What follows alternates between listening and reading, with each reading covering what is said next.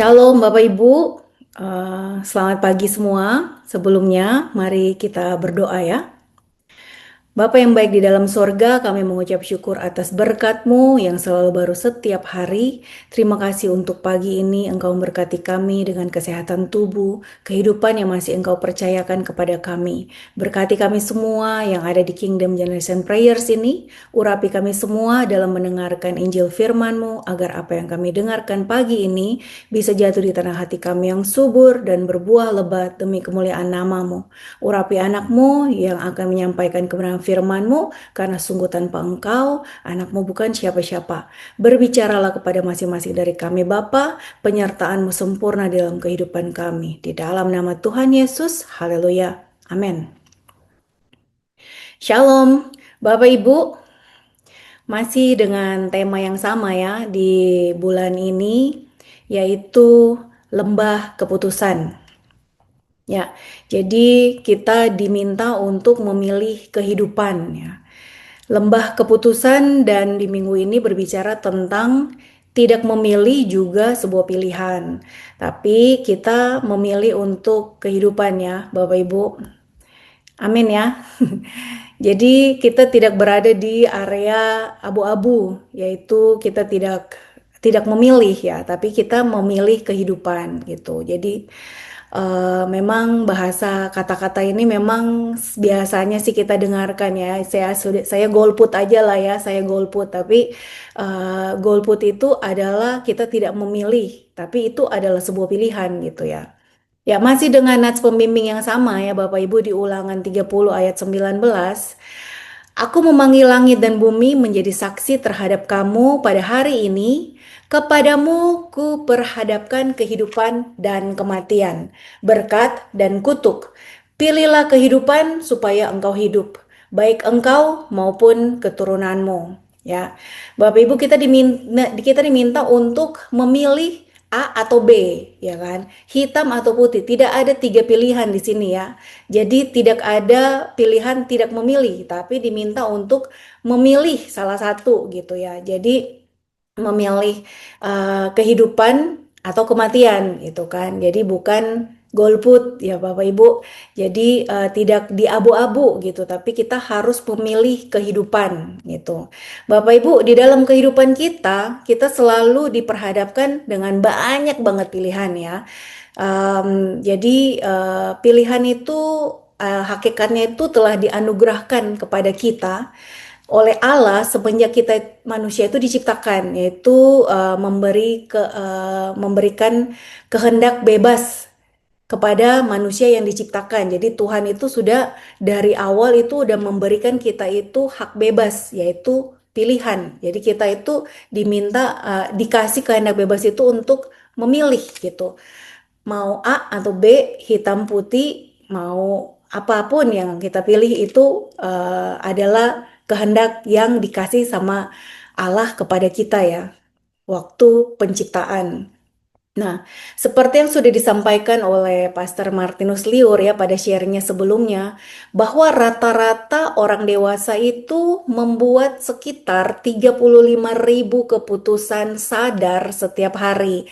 Jadi kita itu sadar memilih keputusan ini ya. Kita itu tidak tiba-tiba amnesia langsung lupa ingatan terus tiba-tiba memilih dan habis itu kita lupa. Enggak begitu ya. Jadi kita ini dengan sadar memilih gitu ya. Jadi seperti yang biasanya kita sudah sampaikan di sini, Pastor Togab juga sering sampaikan bahwa kita memilih untuk bangun pagi, untuk mengikuti doa pagi ini adalah sebuah pilihan dan keputusan gitu. Jadi kita memilih untuk terhubung, untuk terkonek di KGP ini juga, di doa pagi ini juga, itu adalah suatu pilihan dan ini adalah suatu keputusan yang kita ambil Bapak Ibu. Dan setiap pilihan itu ada konsekuensi gitu. Bapak Ibu, jadi banyak, masih banyak ya orang Kristen itu berpikir bahwa selama mereka tidak menolak Tuhan, posisi mereka aman ya. Mereka tidak melawan iman mereka kepada Tuhan ya. Tidak meninggalkan gereja dan tetap melakukan aktivitas rohani ya. Kita banyak kita itu kayak terjebak ya di dalam atau terikat di dalam satu rutinitas gerejawi gitu ya Bapak Ibu ya. Namun Alkitab itu memperlihatkan satu kebenaran yang tidak nyaman gitu. Jadi kita itu biasanya hanya kan seperti tadi saya bilang kita itu yang penting saya Kristen lah ya. Saya sudah masuk surga gitu. Saya tidak menolak Tuhan Yesus, saya tidak menolak ya apa ya saya tetap berpegang kepada iman saya kepada Tuhan Yesus misalkan kayak gitu. Tapi kita terjebak di rutinitas gitu. Ya.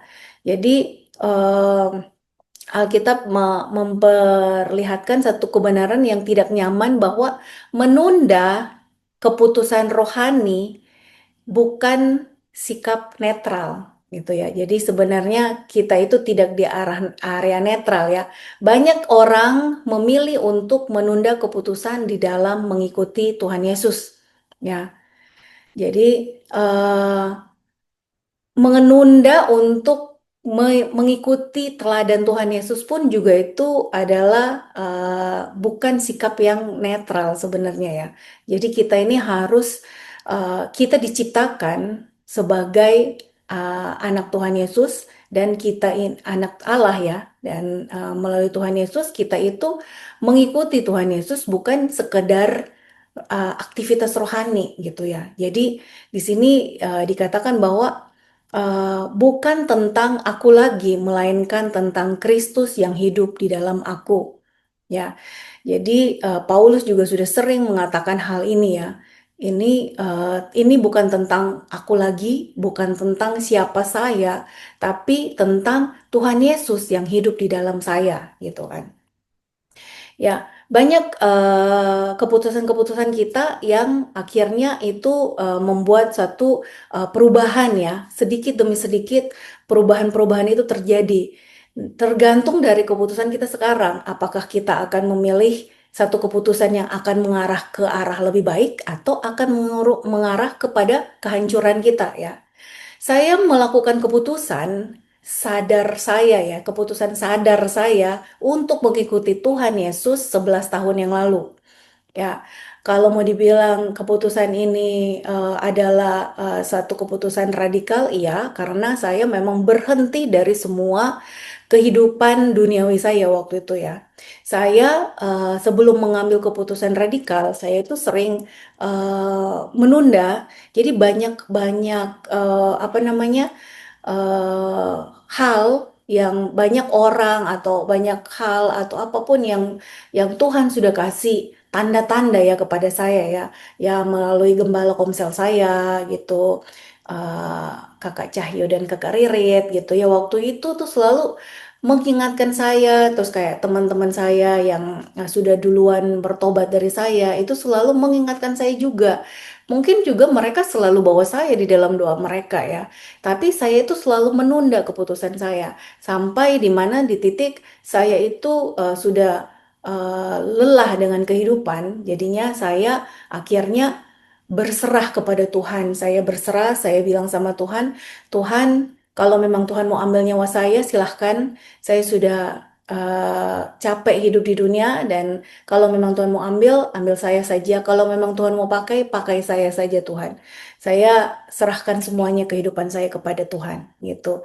Mulai dari situ, Roh Kudus itu berbicara apa yang harus saya mulai lakukan, gitu kan, untuk apa namanya kehidupan yang dituntun sama Tuhan Yesus, gitu kan.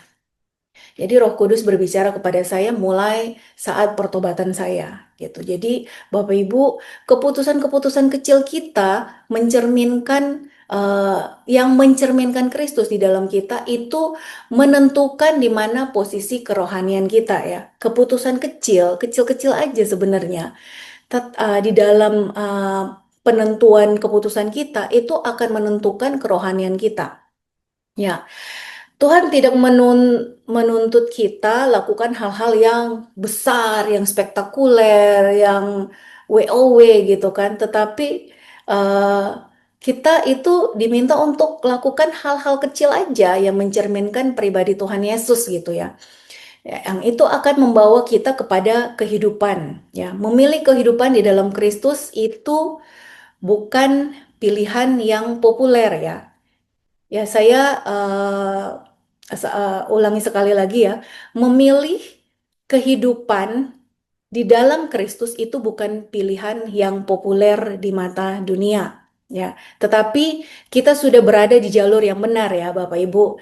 Jadi jika kita memilih Kristus untuk tinggal di dalam hati kita, itu adalah keputusan yang benar, ya. Kita memilih untuk taat dan melakukan firman Tuhan setiap waktu, gitu. Itu adalah keputusan yang benar.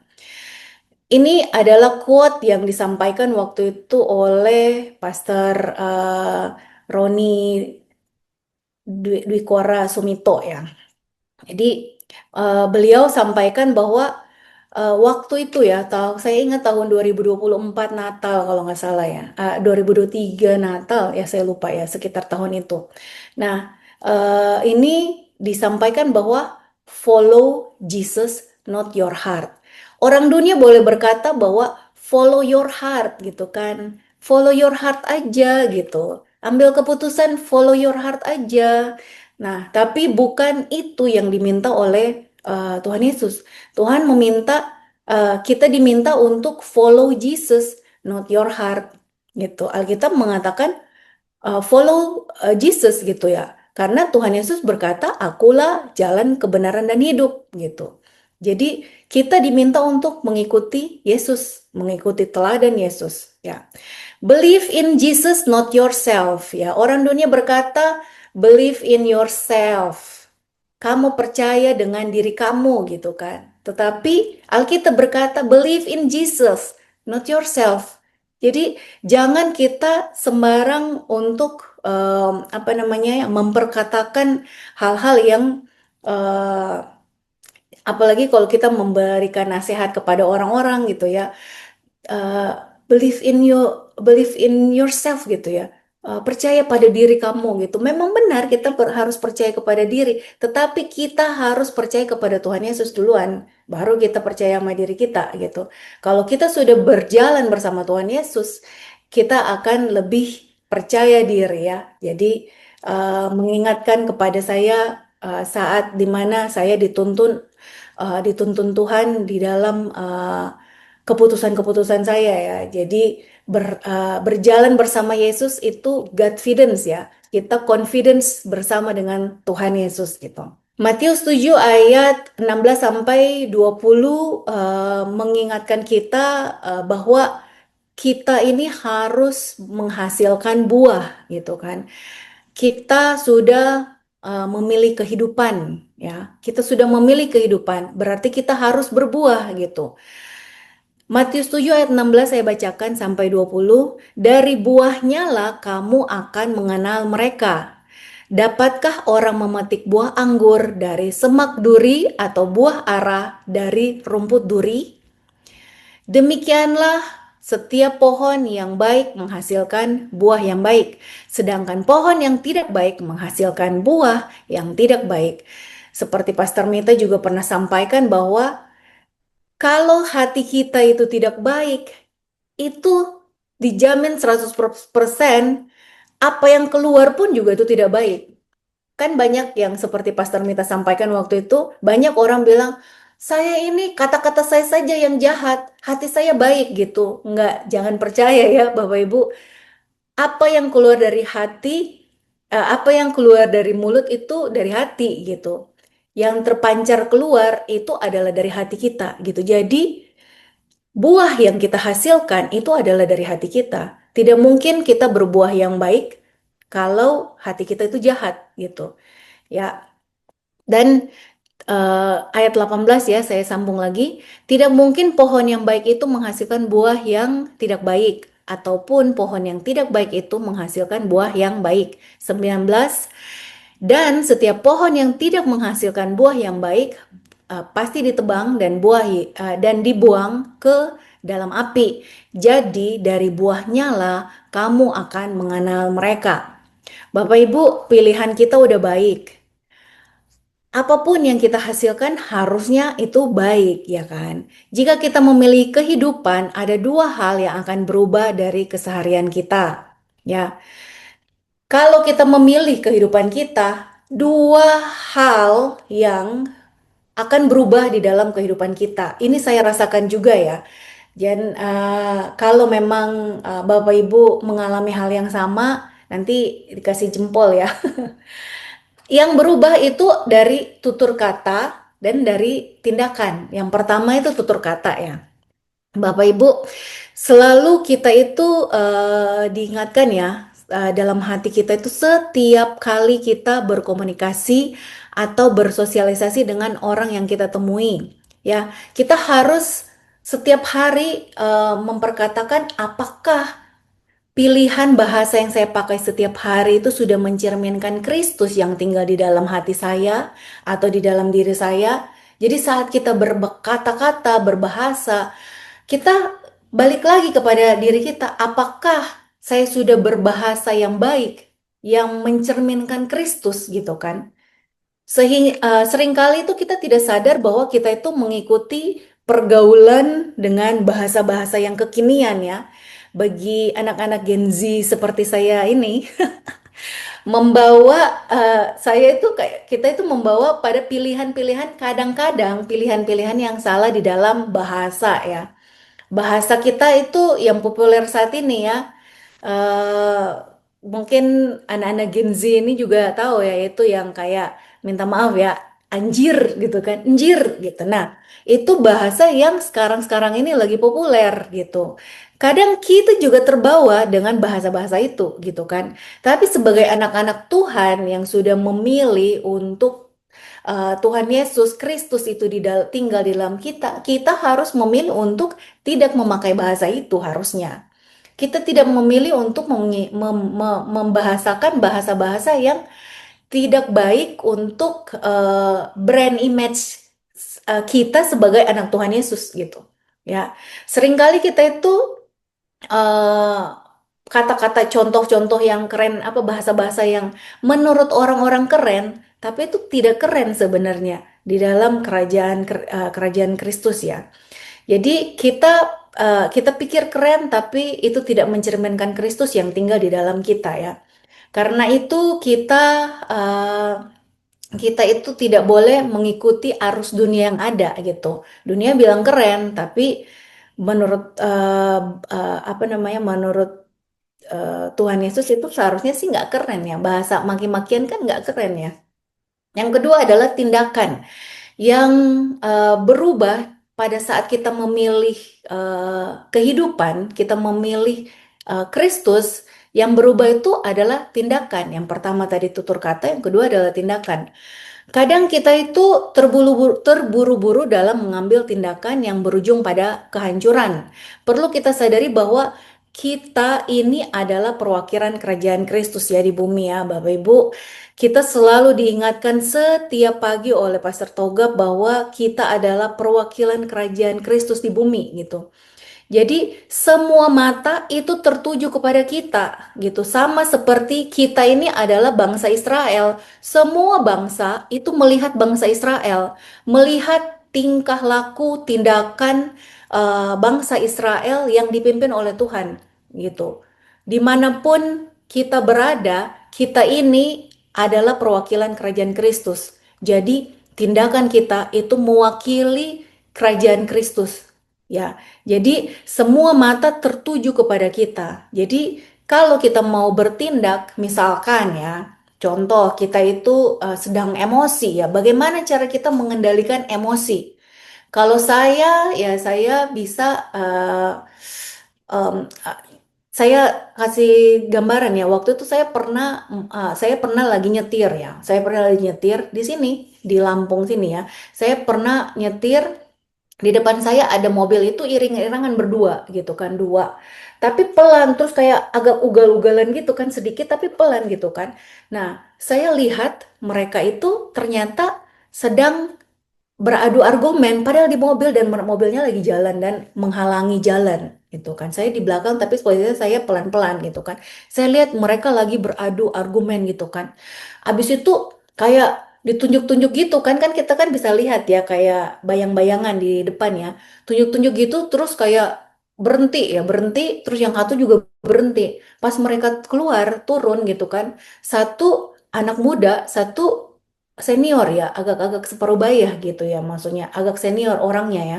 Jadi kayak satu anak muda, satu orang yang sudah berumur gitu kan. Terus saling apa ya namanya ya kayak adu argumen gitu di pinggir jalan. Saya itu kayak, tapi saya waktu itu kan di belakang. Saya pikir daripada saya kelamaan lagi nanti nungguin mereka, mendingan saya uh, jalan aja gitu kan ya.